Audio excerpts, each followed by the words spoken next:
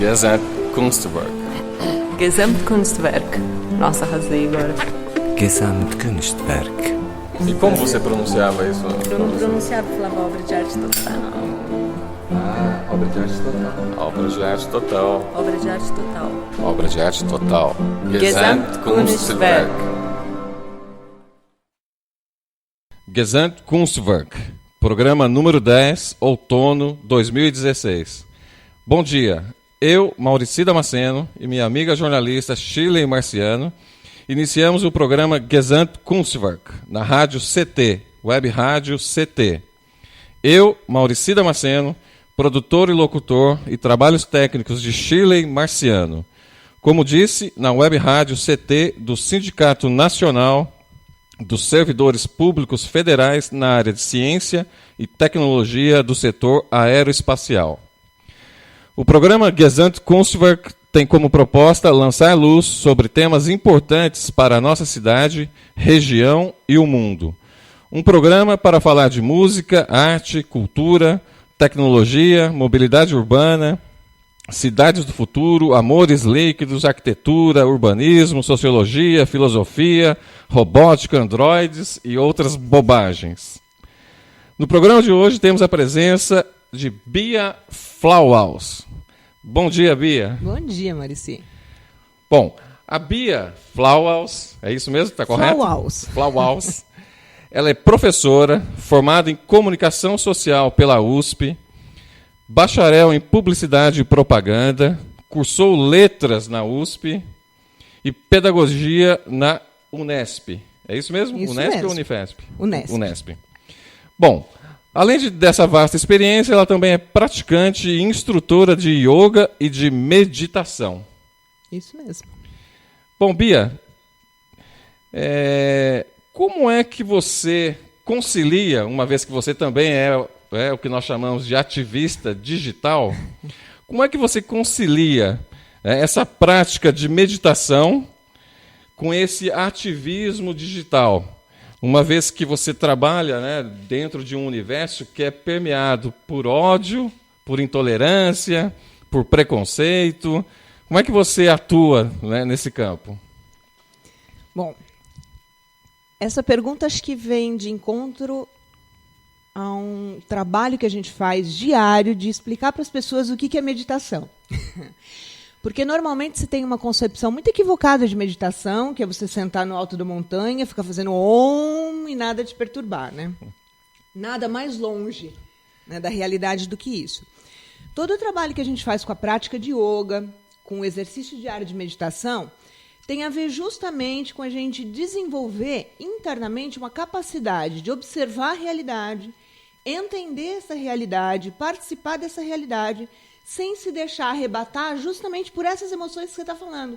O ódio, a raiva, o desequilíbrio emocional, que é o que a realidade, ainda mais essa que a gente está no momento, Esta realidade tumultuada na qual a gente vive facilmente arrasta a gente para esses estados mentais de ódio, de raiva, de desequilíbrio mesmo, que a gente chama, O que a gente busca com a meditação é ser capaz de estar nesse cenário, independente do que estiver acontecendo, observando, interagindo com ele e mantendo um mínimo distanciamento para conseguir analisar a situação, avaliar a situação, sem ser enredado nas nossas próprias emoções. É lógico que você sente, ninguém é psicopata, quer dizer, tem gente que é, mas não nos casos, esperamos. A questão não é você não sentir nada, eu não sinto raiva, eu não fico abalada quando o Eduardo Cunha consegue fazer a maior manobra sacana para aprovar isso ou aquilo. Lógico que a gente fica abalado, mas a gente, diante desta prática, deste exercício, desta postura de estar no mundo, observando, como um observador, a gente tenta não se arrebatar pela emoção. Então, acho que não tem incompatibilidade alguma entre um ativismo, entre uma prática, entre essa posição de você querer interagir no mundo que você vive, com um estado de presença e atenção, que é o que é a prática meditativa. É atenção e presença. Bacana. Bia, você também é professora, como eu disse, professora e instrutora de yoga. O que é exatamente yoga e quais são os objetivos dessa prática?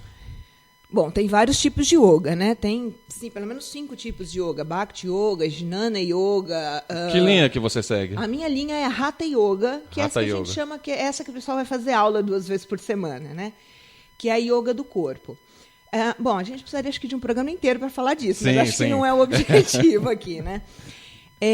A prática da yoga é assim como a gente percebe tem definições várias, tá, Maurício? Eu vou falar um pouco da linha que eu sigo, que eu pratico, e que é o que norteia as minhas aulas e a minha prática de vida também.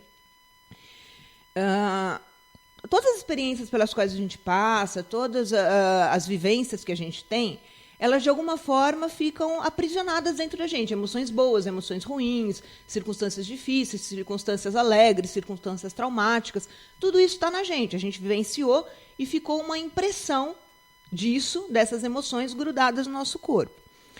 Assim como se faz no mundo ocidental, através da psicoterapia, um trabalho através da fala e etc., para que você consiga acessar essas emoções que ficaram aprisionadas, elaborá-las de outra forma, liberá-las, essa prática milenar de yoga, do Hatha Yoga, né, entende que é possível você liberar essas emoções aprisionadas através do corpo.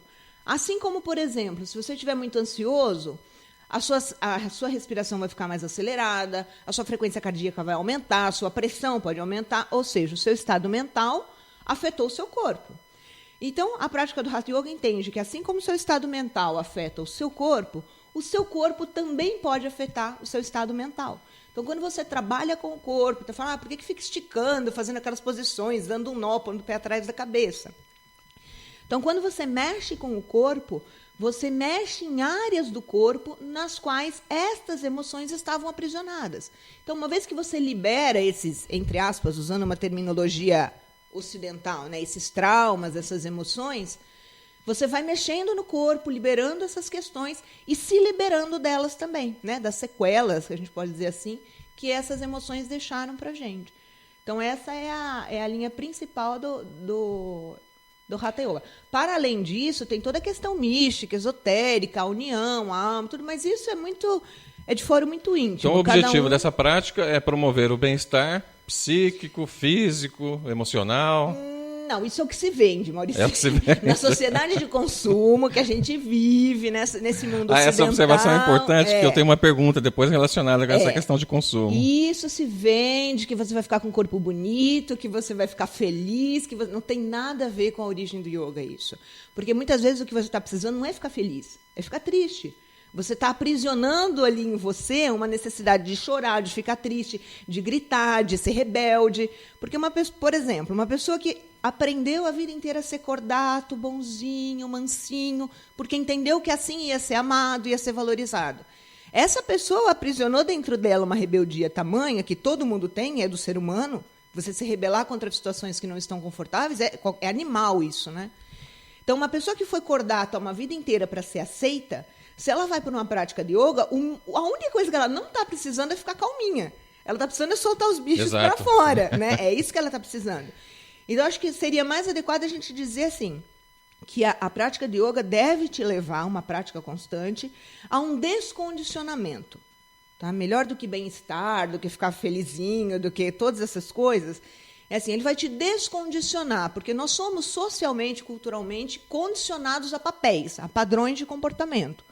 Então, que existem dentro de nós. Às vezes nós somos calmos, às vezes nós somos bonzinhos, mas às vezes não. Às vezes nós temos raiva, às vezes nós ficamos bravos, né? Então, assim, é nos permitir acessar todo esse espectro de emoções humanas. A calma e a impaciência, a cordialidade e a raiva. Então, você vai acessar, só que acessar ao seu favor, né? Porque normalmente quando você quer ficar calmo, você está com raiva. Quando você precisa se manifestar, você fica quietinho com medo. Normalmente a gente usa essas emoções contra a nossa vontade. Então, assim, teoricamente, né, o que a gente propõe aqui, você se descondicionando dos seus papéis, você atingindo um estado de observação da realidade, em que você não se envolva tão passionalmente, você consegue acessar as emoções, as condutas mais adequadas para você em um determinado momento, sem ficar aprisionado a um papel social que te foi ensinado desde criança por uma série de circunstâncias, né? Legal. Ô Bia, é claro que essa experiência e esse conhecimento tem desdobramentos, né, digamos, para todas as áreas da nossa vida, essa vida prosaica, né, essa vida do cotidiano. E como é que você leva, né, para esse território das redes sociais esse controle emocional, né, você saber lidar com essas emoções, sobretudo quando você percebe que muitas pessoas perderam, né, a decência, perderam aí os freios morais, defendem muitos preconceitos, disseminam o ódio. Como é que você administra essa questão? E a que você também atribui a todo esse ódio e intolerância aí nas redes sociais? Bom, o ódio e intolerância, acho que sim, ele está se manifestando nas redes sociais, né? Mas ele não é das redes sociais, ele é da condição humana. Isso é uma observação importante. Essa intolerância, esse ódio, essa coisa toda, isso é da condição humana e é um estado de sombra mesmo, né? Se você for Bia, desculpe te interromper, mas por que essa percepção de que a coisa agora ela está mais exacerbada? As redes sociais estão contribuindo para isso? Não, ou isso já sempre esteve ali latente? Não, eu acho que sempre esteve latente. O que se conseguiu, né, e aí a gente pode colocar todo um contexto social e político do momento, inclusive que foi insuflado pelas grandes mídias, né, que foi... O que aconteceu foi assim, uma validação desse ódio. Porque antes as pessoas sentiam ódio, mas conversavam no máximo com o colega no boteco ou com a família no final de semana, né? De repente, quando você vê a mídia insuflando diariamente que a situação está um caos por causa de uma pessoa, por causa de um partido, você valida nessas pessoas essa manifestação de ódio. Então, essa manifestação de ódio agora passa a ser socialmente aceita. Porque, assim, esses nossos lados escuros, a raiva, o ódio, o preconceito, isso, dependendo da conjuntura social, algumas dessas sombras são aceitas e outras não. Outras têm que ficar na sombra. Por exemplo... Usando um exemplo bem exagerado. A gente fala muito do mito do amor maternal, aproveitando o Dia das Mães, que foi ontem, né? As mães amorosas, gentis, pacientes. Pelo amor de Deus, quem é mãe sabe que ninguém é amorosa, gentil e paciente 24 horas por dia, 365 dias por ano. Tem dia que você tem vontade de esganar o seu filho. Tem dia que, como eu tinha uma moça que trabalhava comigo, que falava que tinha dia que ela tinha vontade de pegar a filha e jogar dentro da máquina de lavar, porque a menina não parava de chorar. Mas é fato, a gente tem esses sentimentos. Se você vai dar vazão a eles ou não, é outra história, né? Existe um freio moral, um freio social, existe um freio interno da gente, que é o nosso superego, que diz, isso você pode externar, não, isso aqui você não pode externar, porque não é socialmente aceito. O que aconteceu é que esse freio ficou mais elástico. Você pode ir num estádio, numa abertura de Copa do Mundo e mandar um presidente tomar no cu. Então, né? Isso foi validado. E as pessoas estão encorajadas a se posicionar assim, é a palavra. Encorajadas. Imagina, antes, imagina numa ditadura militar se haveria espaço para alguém chegar no estádio de futebol e mandar o então presidente tomar. Jamais, jamais. Não havia permissão social para que isso acontecesse. Não que não houvesse gente que tivesse vontade de mandar todos os militares para lugares muito piores, né? Mas as pessoas estavam contidas por um freio social, que agora, a gente pode até discutir por quê, mas por questões muito convenientes a um grupo específico, esse freio ficou elástico. Agora pode. Pode essas pessoas, né? Porque a gente sempre fala, eu não acredito que se o Michel Temer assumir esta presidência e for abrir, por exemplo, as Olimpíadas, apesar da indignação coletiva, eu duvido que alguém vai ter coragem de levantar lá e mandá-lo tomar no cu. Até porque ele é homem, né? Estamos numa sociedade patriarcal. Então, uma mulher a gente pode mandar tomar no cu. Agora, um homem já é outra história, ainda mais se for presidente. Bia, bom, a internet, falávamos agora há pouco, que é um terreno livre, um terreno de liberdade. Para o bem ou para o mal, as pessoas podem se manifestar, né? Nós estamos sabendo fazer bom uso da internet? Sobretudo das redes sociais? Pois é, Maurício, o que é bom uso? Essa já é uma reflexão difícil. Bom uso para quem? Não é? Eu acho que assim, há esses espaços de ódio que a gente está falando, que eu, pelo menos, no meu referencial ético, não entendo como um bom uso, você falar absurdos racistas, misóginos, homofóbicos e etc., dentro de uma rede social. Qualquer coisa que violente a integridade, a individualidade do outro, não me parece ser um bom uso de espaço qualquer. Porque eu tenho direito a me manifestar, desde que a minha manifestação não vá agredir a sua individualidade. Né? Então, isso não me parece ser um bom uso. Mas também isso é como falar, qual é o bom uso de uma faca? Né? A faca é feita para cortar. Se eu vou cortar uma cebola, uma laranja ou o seu fígado, né? Aí vai de como eu estou utilizando. Mas, assim, uma coisa inegável, e isso, para mim, é um bom uso, é que hoje a gente tem acesso a informações que a gente jamais teria por meio de uma mídia, da grande mídia que a gente tem. Né? Que eu tenho acesso a informações hoje que eu jamais teria através da Rede Globo, através do Estadão. Não teria. A mídia tradicional, não né? teria. Ela omite Eles muita coisa, não omitem, como eu estava comentando. Eu estava assistindo aquele documentário a respeito do golpe na Venezuela, e quando os aliados do Hugo Chávez conseguiram retornar para o Palácio de Miraflores, né, desmontando ali o golpe, e Hugo Chávez estava de volta na presidência da Venezuela, o que aconteceu?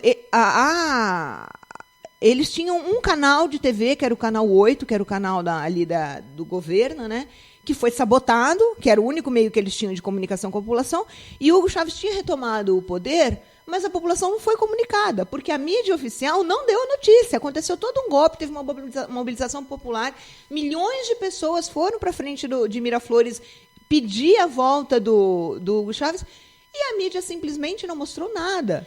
E naquele momento, pelo menos na Venezuela, nós não tínhamos, né, uma força tão grande das redes sociais, da internet livre, né?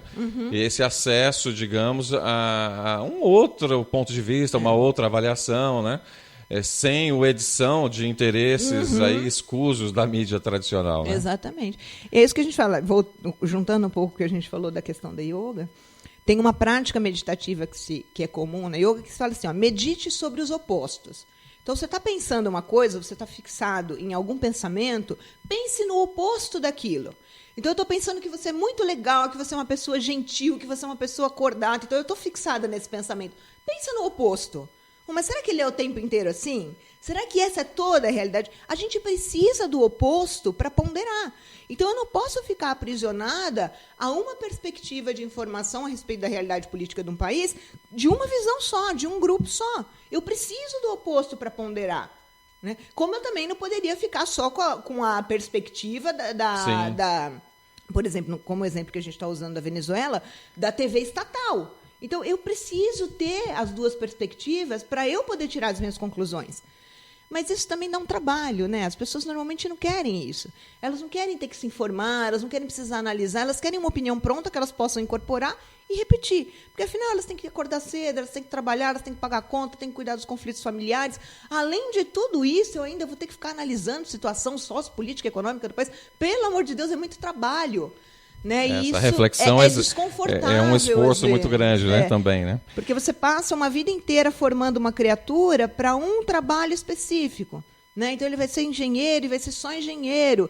Ele vai ensinar português e só português. Você não educa, a gente não educa pessoas num processo reflexivo. Né? É um executor de tarefas que a gente educa na nossa formação normal. E aí, de repente, você chega uma hora e fala, não, agora tudo bem, você foi educado só para apertar um parafuso, agora reflita sobre todo o sistema. Não vai rolar, né? É difícil. Bia, qual é a avaliação que você faz, não só nas redes sociais, mas das manifestações que ocorrem atualmente no país? O que elas efetivamente representam?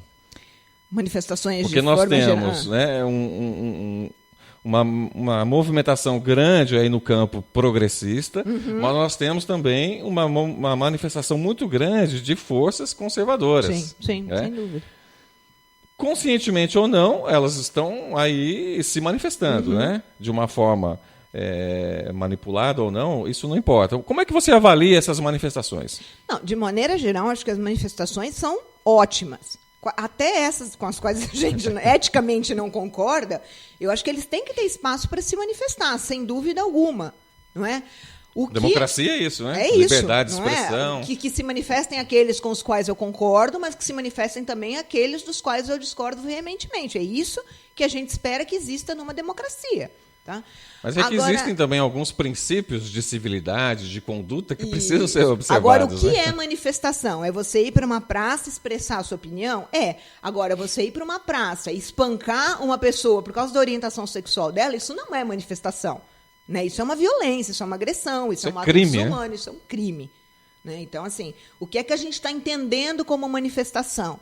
Né? A gente sair liberando por aí todas as nossas psicopatias, a revelia do direito à vida que o outro tem? Claro que não, isso não é se manifestar. Né? Agora mesmo, recentemente aqui no estado de São Paulo, nós vimos um movimento muito forte dos estudantes secundaristas, né? De uma forma muito consciente, né? Fazendo críticas com relação à reorganização do ensino em São Paulo, questionando a questão do desvio de verbas, né? Do escândalo aí da merenda. E é um movimento assim, que eles ocupam espaços públicos no sentido de dar vazão, né, a essa reivindicação por parte dos estudantes. Você crê que essas manifestações elas também ofendem alguns princípios constitucionais, como o direito de ir e vir, o direito à propriedade, aquilo que é sempre colocado, né, pelo establishment? Olha, quando essas manifestações começaram, eu falei uma coisa que, assim, para mim foi emocionante mesmo. Eu achei que a gente estava vendo um momento histórico, como alguns outros que a gente já viveu. Mas, em termos da educação mesmo, porque é uma área que me toca bastante, assim, eu acho que a gente viu esses meninos de escolas públicas, né? Porque é esse o perfil, né? São alunos de escola pública, de baixa renda, né? Ou de média baixa renda, de famílias pobres. Pela primeira vez, a gente viu esses meninos se apropriarem do espaço da escola. Porque antes eles iam lá por obrigação, iam para comer, né, coisa que direito está sendo privado dos coitados agora, né? Muitos iam para comer porque não tinham essa possibilidade em casa, né? Mas eles estavam lá, eles estavam jogados lá dentro porque eles tinham que estar lá dentro, né? Muitos, né, por bem ou por mal, estavam indo porque precisam ir à escola para receber o direito do Bolsa Família, que é uma coisa que também foi um benefício que foi conseguido por todo esse projeto do Bolsa Família que muita gente não fala. A inclusão de muitas crianças na escola. Lógico que temos todas as críticas possíveis à educação pública e tal, mas, enfim, foi uma meta que foi atingida. Esses meninos, esses secundaristas, quando eles se apropriaram dessas escolas, o espaço da escola, né? Não mais aquele espaço em que eu sento feito um cordeiro atrás da nuca de um outro colega qualquer, ouvindo com muito tédio e desagrado o que um professor que está mais entediado e mais desagradado ainda está lá na frente, porque ganha um absurdo de salário indigno. Assim, esses meninos mudaram o significado que a escola tem na vida deles. Né? E isso é maravilhoso. Isso é maravilhoso, é fundamental. Isso é educação, né? Então, assim, que isso desagrada muita gente, lógico que desagrada. Todos aqueles que preferiam esses meninos de classe baixa, classe média baixa, feito cordeirinhos, sentados olhando para a nuca do companheiro da frente. Né? Porque um menino que fica sentado, olhando, passa um dia inteiro olhando para a nuca do colega, vai apertar parafuso muito bem. Né?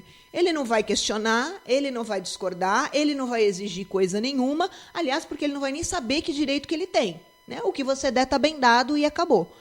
Então, assim, para um grupo específico, é muito conveniente que as pessoas sejam cordatas. Agora, e para o indivíduo?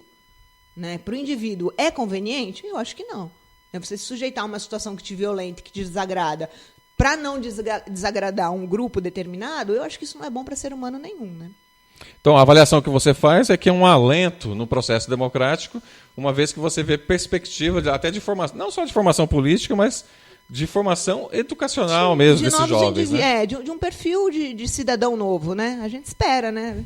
Uma fresta de esperança nesse cenário funesto. Você é otimista, Bia. Bia, 17 de abril, né, uma data histórica, fatídica aqui para a nossa história política aqui no Brasil, foi julgado, então, a admissibilidade do processo de impeachment. Um marco histórico. Como é que você avalia esse momento político que nós vivemos? E, especialmente, também esse marco. O que significou isso para você? Olha, Maurício, Agora é aquele momento que a gente respira, lembra de todas as técnicas meditativas e não se envolve emocionalmente na questão. Maurício, apesar de toda a nossa indignação, do absurdo que a gente... até quem era favorável a este impeachment, quando viu aqueles deputados falando, dando seu voto e se manifestando lá, não tem. A pessoa pode até negar, né? Pode entrar no processo de negação, mas não houve quem não ficasse indignado com a nossa nata política ali se manifestando. Mas a respeito especificamente deste processo do impeachment e tudo, óbvio, não é uma coisa legal, não há crime pelo qual ela efetivamente, a Dilma, esteja sendo afastada. A gente sabe que há um conjunto de interesses, de um grupo específico de políticos que está envolvido em um monte de maracutaia e que tem interesse em permanecer envolvido. Hoje eu acordei lendo até a notícia lá no blog do Garotinho, falando que o Eduardo Cunha falou numa reunião aí a portas fechadas no final de semana, que era bom alguém avisar o Temer e o Jucá que se ele, Eduardo Cunha, fosse fritado e fosse abandonado, que ele poderia ser o início do fim desse governo que nem começou, né? Então é óbvio para todo mundo o tanto de maracutaias e de coisas ilícitas e ilegais que envolvem esse processo de impeachment e daqueles que estão tentando se preservar, né, no poder, aí, mantendo um esquema de corrupção que já é estrutural no nosso país, né? Dessa cena toda, dá para a gente abordar por vários ângulos, Maurício. Mas eu acho que talvez o mais delicado, assim, psicológico e emocionalmente falando, é uma necessidade premente que acho que nós temos como cidadãos, como indivíduos, como seres humanos, de amadurecer. Né? Não amadurecer só politicamente, socialmente, no nosso âmbito de atuação política e social, etc. Mas grande parte disso que a gente está vendo acontecer, e que foi o que a gente viu no impeachment, o que validou, né, a parte da população que validou esse processo do jeito que foi, né, é uma imaturidade maniqueísta das criaturas de comprarem essa história de um inimigo único, de um responsável só por uma situação centenária, milenária, estrutural. Não é? Então, você teve vendida aí esta ideia de que a corrupção começou com o PT, de que a Dilma e o Lula são culpados por todas as desgraças do sistema solar. Né? E as pessoas, na sua ingenuidade emocional, na sua ingenuidade conjuntural, estrutural, nem sei que nome dá para isso, as pessoas compraram isso, efetivamente compraram, e foram para as ruas. Lógico que defendendo seus interesses pessoais, mas foram para a rua validar isso que aconteceu. Né? Porque as pessoas foram bater panela, as pessoas foram fazer micareta na Avenida Paulista para validar isso. Para quê? Para tirar a corrupção? É claro que não é. Como é que você tira a corrupção colocando Temer e Eduardo Cunha na presidência? Vai tirar a corrupção da onde? Né? Não faz o menor sentido isso. Mas isso também não importa, porque as pessoas que validaram esse processo todo, as pessoas, estou falando de nós, cidadãos comuns, não estou nem falando dos políticos, dos governantes do executivo, e nem do judiciário, e nem do legislativo, estou falando de nós, os cidadãos ordinários. As criaturas que validaram isso, elas não estão realmente preocupadas, como a gente falou agora há pouco, em refletir, em analisar o cenário, em ponderar os pontos. Não. Elas foram motivadas a um medo, a uma raiva, um ódio extremo, e elas querem uma catarse disso. Então, vocês são a causa do meu ódio, vocês são a causa da minha raiva, eu quero matar vocês, né, para exterminar essa raiva e esse ódio que eu estou sentindo aqui dentro de mim. Então, culminou nisso aí, né? Ô Bia, essa votação que foi transmitida em rede nacional, ela descortinou um Brasil assim assustador. Eles votaram por tudo. Votaram por Deus, né, num Estado laico que é o nosso. Votaram pela família, do ponto de vista patriarcal. Votaram pelas famílias deles, né, demonstrando um nepotismo, um interesse, né, muito próprio, particular de cada um. Ou seja, votaram por tudo, menos pelos valores democráticos. Né? E o curioso também é que a maioria desses representantes do povo, eles não foram eleitos, né, pelo voto direto. Não sei se você tem essa avaliação. E como é que você acha que o Congresso representa efetivamente o povo brasileiro? Olha, Marcelo, realmente não foram eleitos. Acho que parece que 30 e poucos deputados apenas que estão ali estão ali por conta de terem votos diretos, né? E suficientes para... Né, não na questão da proporcionalidade. Os demais entraram por conta de proporcionalidade e dessas fusões de partido e tal. Então, não dá nem para a gente dizer que foi o povo ignorante que botou esses caras lá, porque a maioria são 500, né? Se 36 só entraram, o resto está lá, né, por conta. Então, é óbvio, assim, fica óbvio e evidente que o que seria necessário mesmo é uma reforma política nessa forma, né? De colocar lá os nossos representantes e tal. Agora, você está me perguntando se eles representam a população. Eu acho que, em alguma medida, mas isso é duro para a gente falar isso, sabe? Mas representam. Sabe? Representam. Representam porque as pessoas estão mais preocupadas com a sua família mesmo. Quantas pessoas estão preocupadas com o espaço social? O que é uma grande incoerência, né, Bia? Porque a minha família está onde? Ela está nesse espaço social. Se eu não entender o coletivo como necessário para o meu privado, né, não rola. Esse ódio que as pessoas alimentam, por exemplo, na questão do Bolsa Família. Tem gente que tem ódio do Bolsa Família. Como assim? Sabe, e por puro preconceito, né? Porque não entendem, não é? Porque vai dar 70, 90 reais para alimentar um vagabundo. Como assim? A pessoa está comprando uma bolsa de R$1.500 para alimentar o quê? Trabalho escravo na China, né? Porque essa bolsa veio como fruto do trabalho. Então, para isso pode. Agora, e esse dinheiro que se dá no Bolsa Família sequer fica com esse sujeito. O sujeito que recebeu vai pegar esse dinheiro e vai gastar na mercearia, no armazém, no mercadinho ali daquela comunidade que ele vive.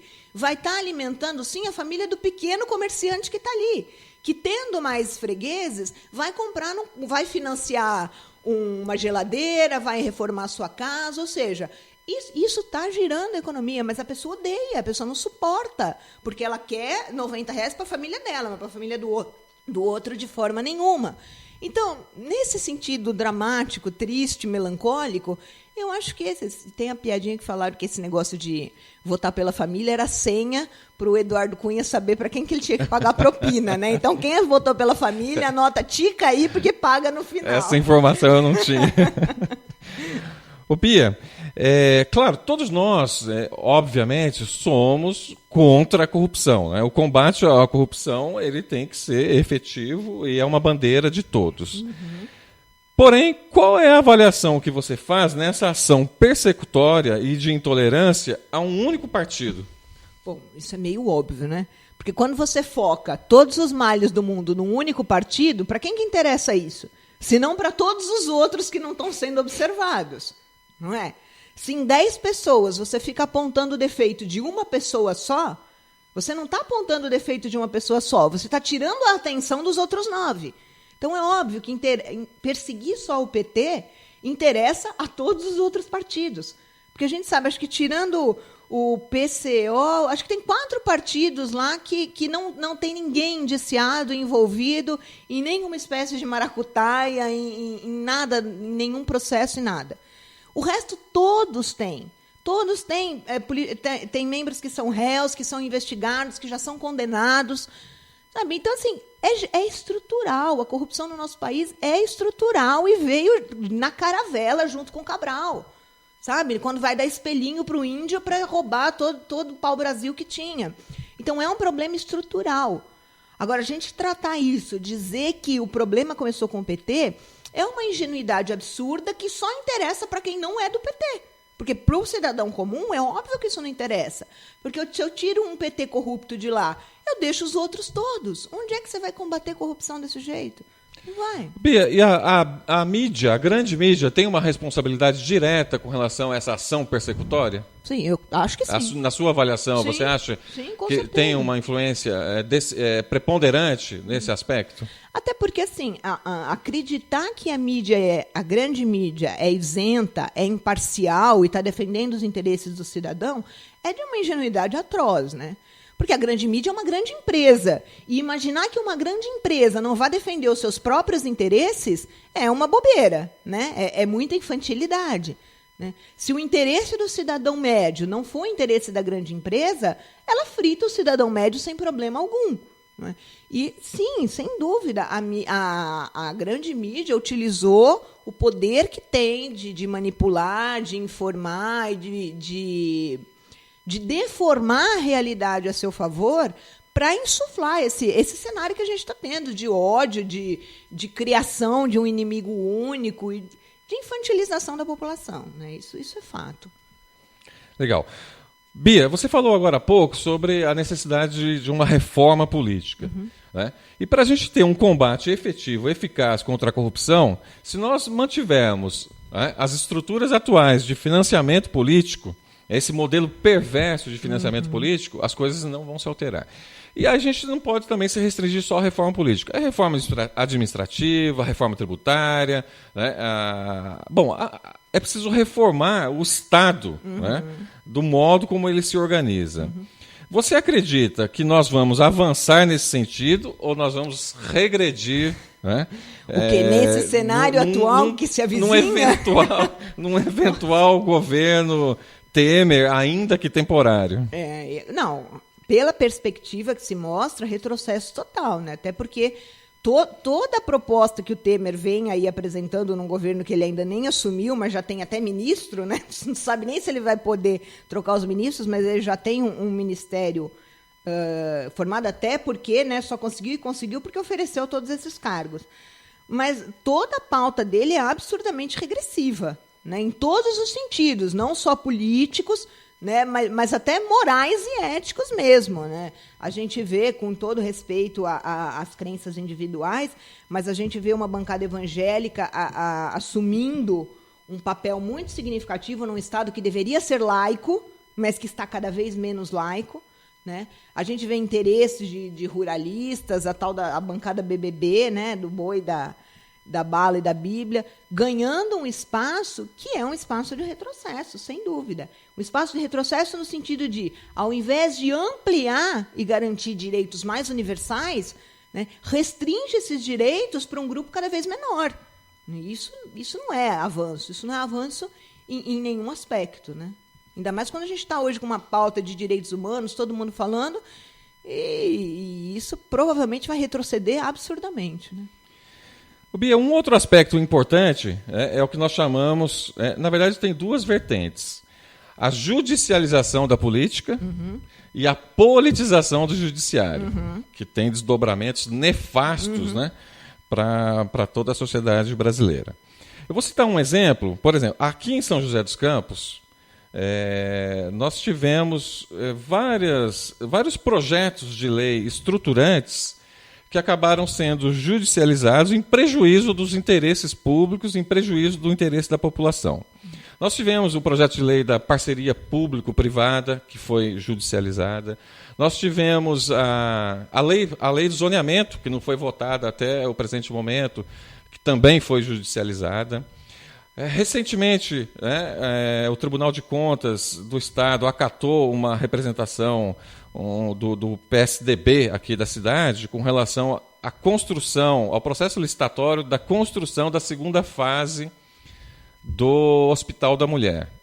Tudo isso, né, por conta de disputas políticas, interesses que não são os interesses públicos, que não são os interesses da população. Essa judicialização da política, ela é nefasta?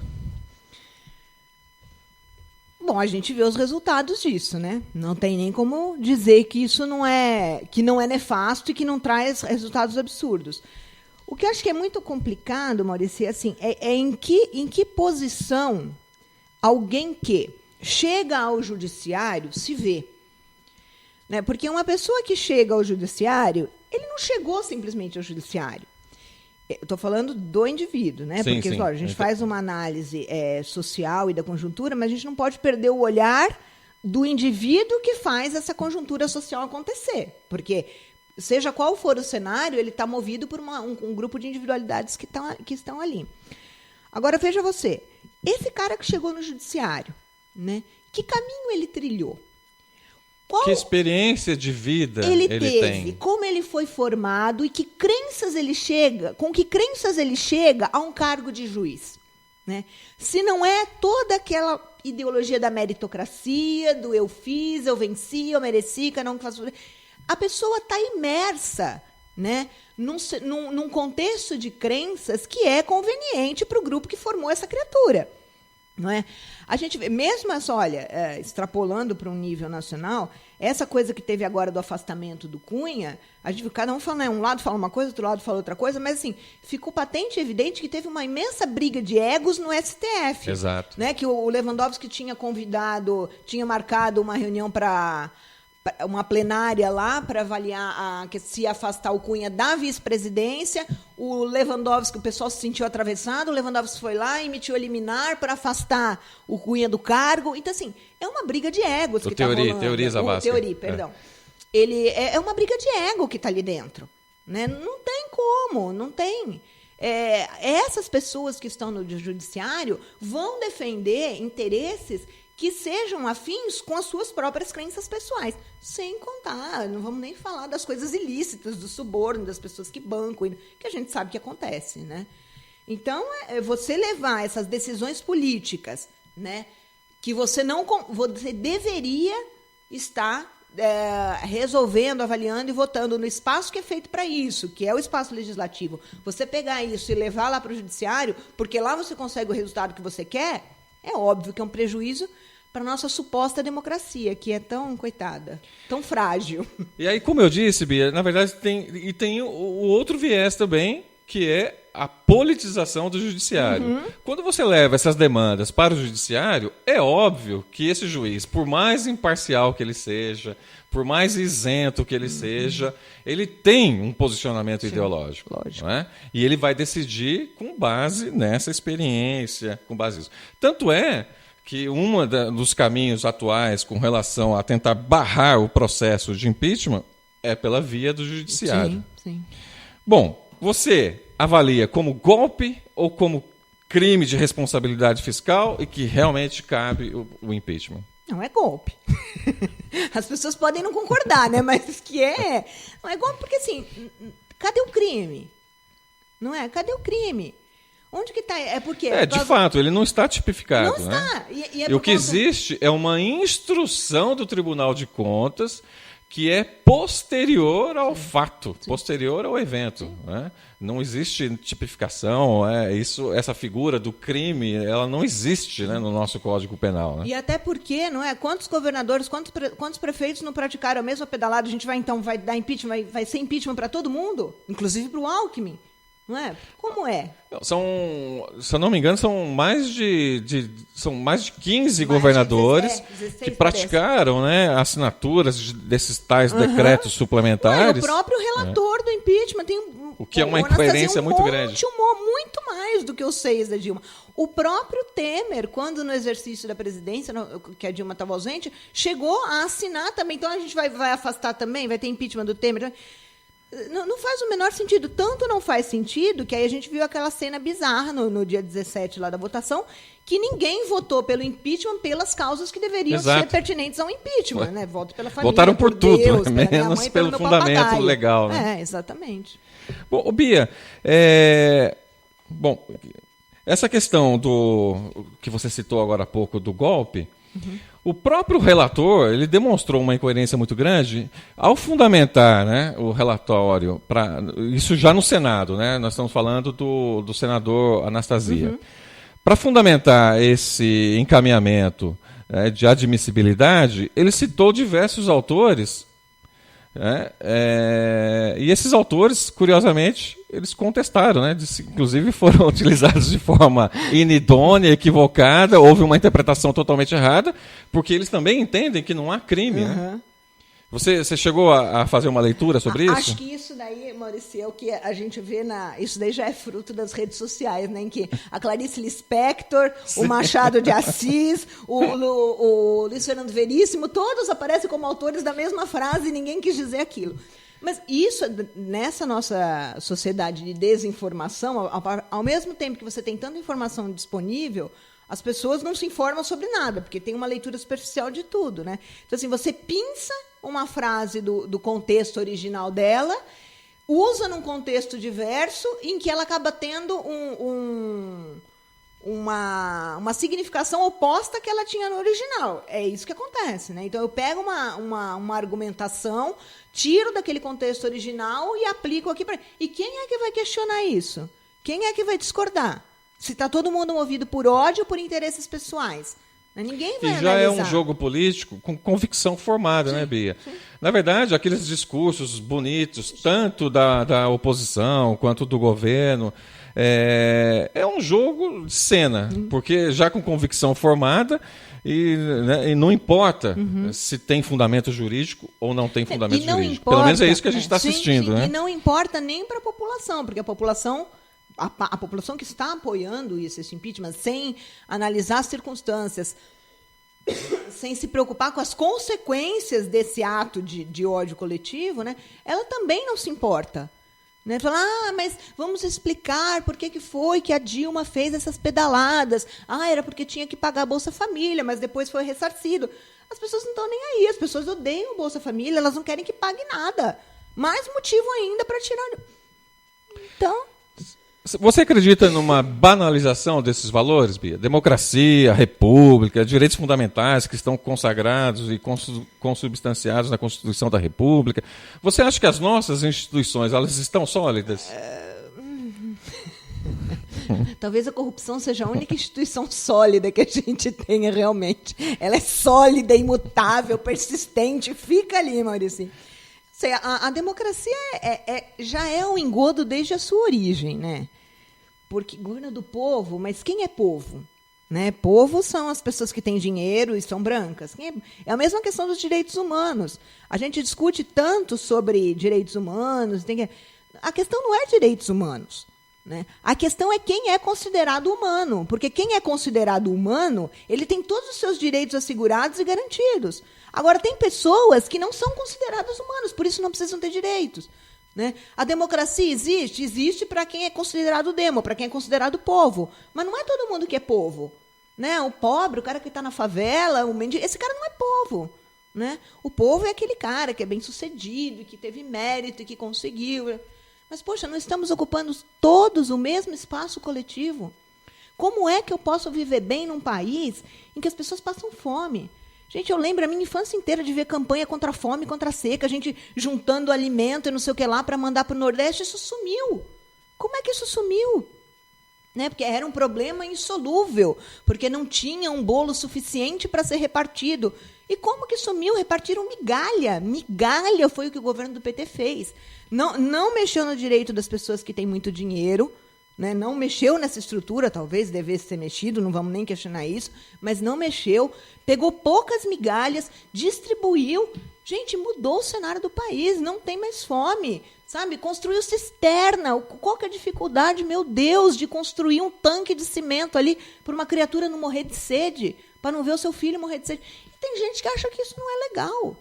Sabe? Aí é uma questão de desumanidade, não sei, de insanidade, não sei que palavra dá. Agora, assim, com criaturas... Falta solidariedade? Porque uma coisa é justiça social, outra coisa é a questão da legalidade. Você acha que as pessoas são solidárias do ponto de vista maluca, de buscar a justiça social? Veja como o ser humano... Porque o discurso que a gente vê é aquele discurso bonitinho, né? Aquela coisa romanceada do comportamento, da conduta. Mas, na prática, a gente vê uma certa animosidade das pessoas. Veja como o ser humano é incongruente e imaturo, Maurício. Essas mesmas pessoas que criticam Bolsa Família, projetos, planos sociais, programas sociais, etc., são as mesmas que, quando tinha essas campanhas de seca e de fome, juntavam coisas para mandar para o Nordeste. Como você explica isso? Como você explica que uma pessoa que dá dinheiro para o Criança Esperança, que participa de uma obra social para levar agasalho para um morador de rua no centro espírita que ela frequenta, como você explica que esta pessoa seja terminantemente contra qualquer programa social de um governo para beneficiar um sujeito? Por quê? Você não consegue explicar isso de uma perspectiva social, você só explica isso de uma perspectiva psicológica. Né? Isso requer um debate bem amplo. Não né, é? A pessoa tem questões ali. É aquela coisa da briga com os irmãos, que se o pai dá uma agulha a mais para um irmão, ele fica com ódio porque ele acha que ele merece mais. Então, eu mereço o olhar atento, e é assim que a gente vê o Estado. Né? Dessa perspectiva infantil. Como o pai que está ali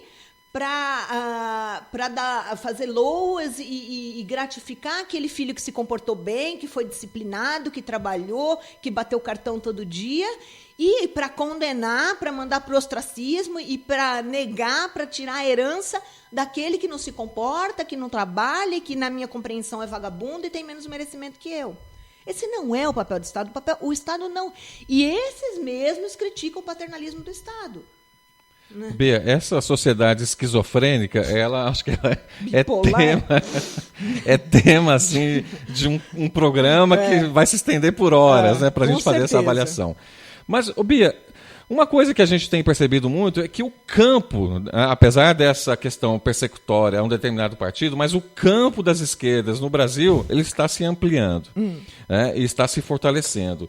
Você vê isso como um aspecto positivo? Olha, acho que mais do que... Nós temos diversos partidos, né, que estão se alinhando. Né? Eu acho que eu vejo, não sei se exatamente se fortalecendo, mas eu acho que eles estão voltando a se reestruturar. Acho que se a gente for fazer uma análise, a partir do segundo mandato do Lula, teve uma desmobilização da esquerda, né? Que não foi boa. A gente é obrigada a admitir que não foi boa. Ficou aquela coisa, esse tal deste bendito governo de coalizão, deixa que a gente resolve tudo aqui com o nosso amigo PMDB, e a gente vai resolver tudo aí, vocês podem ir para casa, vocês ficam quietinhos aí, não precisa mais mobilizar nada, e a gente resolve. Bom, deu no que deu, né? Tragédia anunciada, né? Quem botou o Temer na vice-presidência que o embale agora. Né? Era previsível que ia acontecer uma coisa dessas, né? Que não dava para confiar no PMDB, a gente sabe historicamente. Agora, acho que se dá para a gente ser muito otimista, numa perspectiva assim, sabe, até onírica, de ver alguma coisa boa nesse cenário funesto que a gente está, é que talvez a gente saia disso com uma esquerda reorganizada, né? Que volte a se mobilizar, que volte a se estruturar em outras bases. Rezamos para que surjam novas lideranças, porque a gente ficou à sombra de uma única liderança, e isso é fato, na qual foi depositada, não que teve todos os seus méritos, a gente sabe que teve, mas que teve questões outras também que fizeram essa desmobilização acontecer. Então, esperamos sinceramente que, como fruto desse pântano todo, né, surja uma flor aí de uma esquerda que seja mais bem organizada, com múltiplas lideranças e com a capacidade de refletir e de se organizar e construir um cenário de uma outra forma. Né? Tomara. Bacana, Bia. Bom, Bia, quando a conversa é boa, a gente nem percebe a hora, né, passar. Nós já estamos encaminhando para o final e eu gostaria de fazer mais algumas poucas perguntas. Primeiro é o seguinte, diante de todo esse cenário, o futuro é bom? O que é bom, Maurici? Perspectiva. Você acredita no futuro? Bom para quem, Maurici? Olha, é difícil a gente dizer. Em termos de conquistas sociais, no futuro imediato, a gente não acha que vai ser bom. Né? Em termos econômicos, inclusive, a perspectiva de curto prazo que a gente tem é se, né, e imaginamos que isso vai acontecer, se constituir essa sucessão aí, ainda que provisória. A gente não sabe o que nos aguarda para 2018, né, e em nenhum cenário parece que vai ser lá muito bom, porque, enfim. De futuro imediato, obviamente, não vai ser bom. Né? Construiu-se aí esta cama para que um bando de gente mal intencionada deitasse, se refestelasse, e é isso que vai acontecer. A gente espera muito que algumas ou uma boa parte das pessoas que apoiaram isso por inconsciência, por terem sido levadas de roldão por este movimento da mídia, por essa irracionalidade, por esse ódio, por esse maniqueísmo, a gente espera que nesse processo de sofrimento, quando se não foi pelo amor, que pela dor, essas pessoas despertem e entendam o que aconteceu, né? A longo prazo, a médio prazo, a gente tem esperança nessa juventude aí que está se formando no seio porque esses meninos que hoje têm até 20 anos, eles não conheceram o Brasil antes do governo do PT.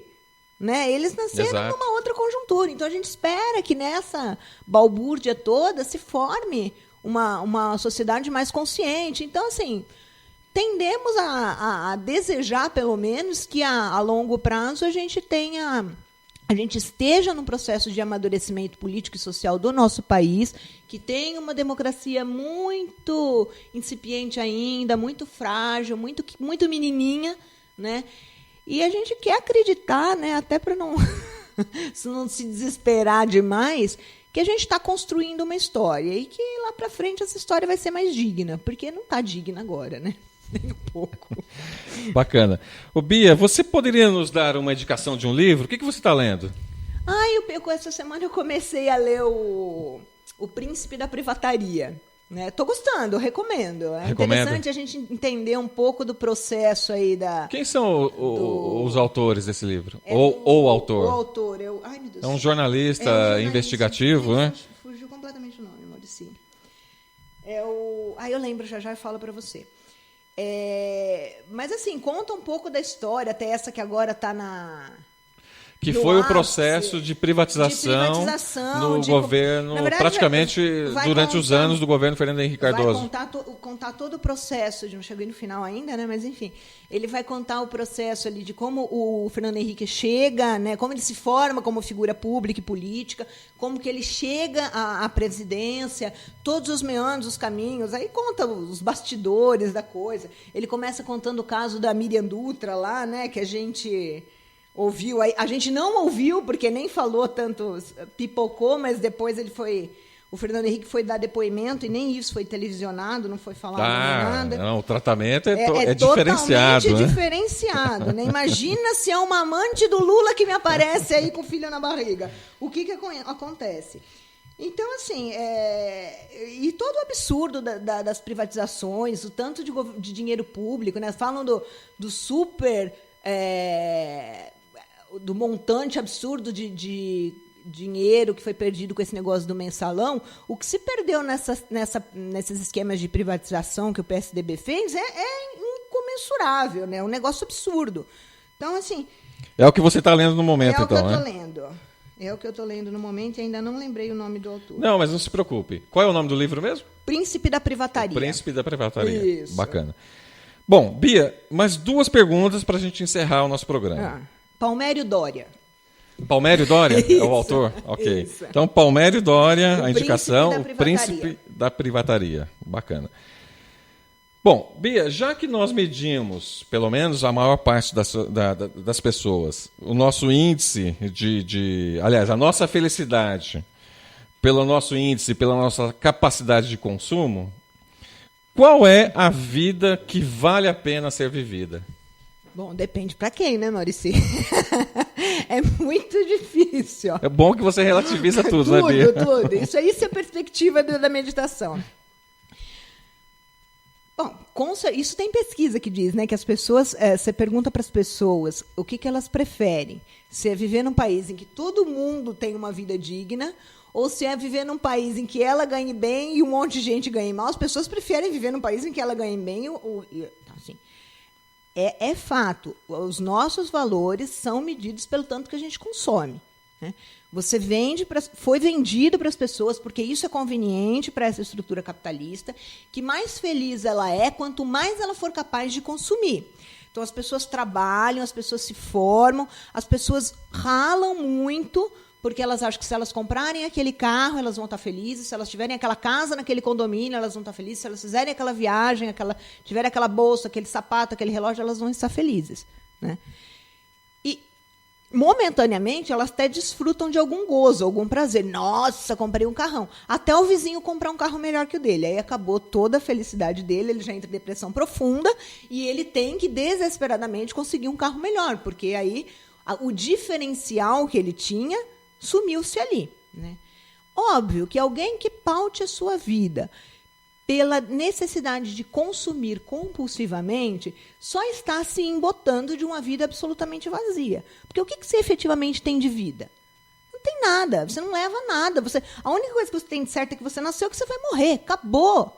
Acabou, e não importa quanto você tenha, não importa se você é o Eduardo Cunha, não importa quem você vai morrer.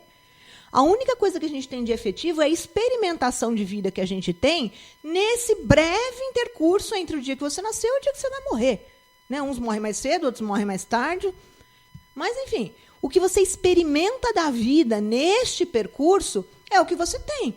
Não é? O quanto você conseguiu saborear daquilo que você vivenciou, o tanto de relações afetivas que você conseguiu viver, e acho que, principalmente, a sua perspectiva a respeito da sua jornada de vida, que é o que a gente gosta de chamar de autoestima, porque vende também livro de autoajuda, né? O que é minha autoestima?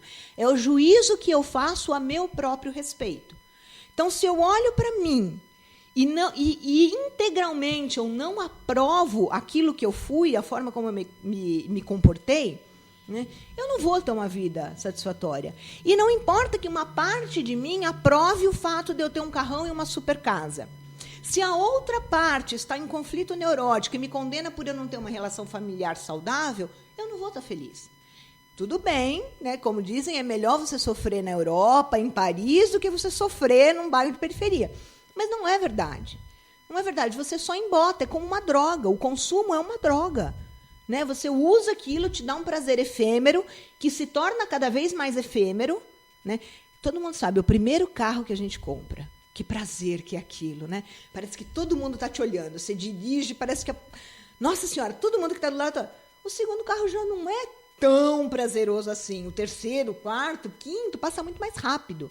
Né? É uma droga. O consumo é uma droga.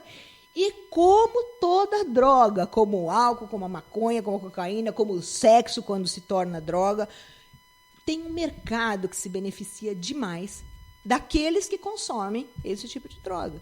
Né? É isso. Os shopping centers estão aí que não deixam negar. Bia Flauhaus, o que é a vida? O que é a vida? Para mim, para Bia particularmente, é o espaço de experimentação que você tem entre o dia que você nasce e o dia que você morre. É isso. É um breve momento que sabe-se Deus, cada um com as suas crenças, sabe-se lá por quê. Em algum determinado momento, por uma contingência fisiológica, orgânica e tal, você teve um átimo de consciência nesse corpo que você está para experimentar a existência. E é isso que a gente tem. É uma experimentação da existência. Assim como o meu cachorrinho tem a experimentação da existência dele, os meus gatinhos têm a experimentação da existência deles, eu tenho a minha experimentação, você tem a sua. Né? Agora, como eu explico e que significado e sentido eu dou para essa experimentação é o que a gente chama de vida. Mas é tudo uma racionalização. Então, eu olho para isso, eu explico de onde eu vim, eu uso teorias para explicar para onde eu vou depois que eu morri, o que eu estou fazendo aqui, mas tudo isso é um trabalho mental. Você não está vivenciando isso, você está diante da angústia que a existência nos causa, porque é angustiante você não saber de onde você veio, você não conseguir explicar, você não saber para onde você vai, você não saber o que você está fazendo aqui, você não tem uma historinha para narrar. Né? Porque, por exemplo, um cachorrinho não sofre, porque assim, ele pode até perder uma pata, mas ele não fica depois remoendo. Ai, mas aquele cara daquele carro passou em cima da minha pata, mas que ódio, por que ele... Tem isso. Ele não conta uma história a respeito da dor dele. Nós fazemos isso. A gente tropeça e a gente tem que construir uma narrativa. Mas eu tropecei porque eu não estava prestando atenção, mas a prefeitura não arrumou e o dono dessa casa que deixou essa calçada desse jeito. A gente constrói uma história que só consegue transformar o que era uma dor breve num sofrimento que, às vezes, tem gente que dura a vida inteira, né? Que por um evento específico vai contando e narrando e renarrando e recontando aquela história para o resto da sua vida. Né? Então, assim, esta capacidade que a gente tem de observar a nossa existência, refletir sobre essa existência e contar uma história a respeito disso, é o que nos faz humanos. Não é? É o que permite a gente a ter essa sociedade que a gente tem, a se organizar dessa forma que a gente se organiza, e tem vários benefícios. Mas tem também o absurdo malefício de prolongar a nossa dor e o nosso sofrimento. Por isso que a gente medita, por isso que a gente faz yoga, por isso que a gente respira, para a gente conseguir observar essa realidade e contar cada vez menos histórias a respeito da nossa própria dor, a respeito do nosso próprio sofrimento. Porque isso não é a vida. Voltando à sua pergunta, fechando ela, as histórias que a gente conta a respeito da nossa vida não é a vida. A vida é o breve momento em que você está experimentando alguma coisa. Sabe, é o que eu estou sentindo no toque dessa mesa, é a sensação que eu tenho ao estar falando com você. Tudo o que eu vou pensar depois que eu sair daqui a respeito deste momento que a gente teve não é a vida. A vida é isso aqui, que a gente está vivendo aqui e agora. Pia Flowers, o que é a vida?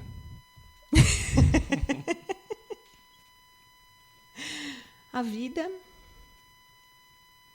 é aqui e agora. Gesamtkunstwerk.